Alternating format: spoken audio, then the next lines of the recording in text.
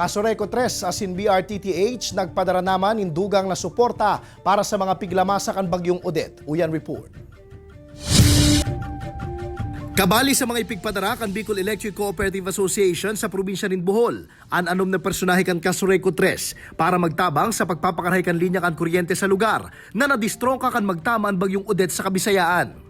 Sigun kian Rochi Iraula, tagapagtaram kan CASURECO 3, ang pagpapadara nin personahe kan beka sa mga nangaipong sister companies kaini sa manibaybang lugar sa Pilipinas tuyong may kalamidad.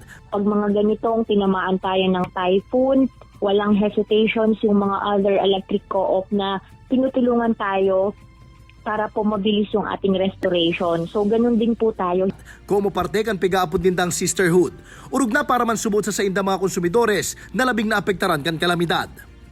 Matinir sa Bohol ang mga pigpadarang Warriors of Light hali sa Kabikolan sa laog nin 30 aldaw. Depende pa kung matatapos tulos ang trabaho o kung kakaipuhanan pang mag-extend ang mga ini.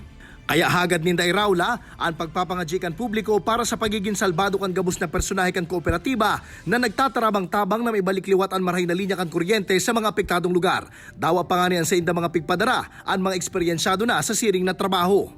Na let's pray for the safety ng ating mga warriors of light na tumutulong kasi sinacrifice na nga nila na hindi nila makasama yung family nila this New Year.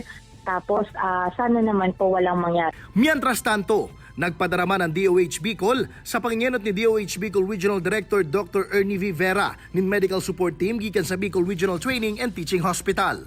Obheto kay ni na magtaong libreng hospital asin medical care sa mga biktima kan bagyong Odette sa Caraga Region. Matao ang nasambitan ng grupo nin medical services, arukan mental health asin psychosocial services, mga bulong, bitamina asin mga hospital commodities. Ini si Jesse Cruzat, Balitang Bicolandia.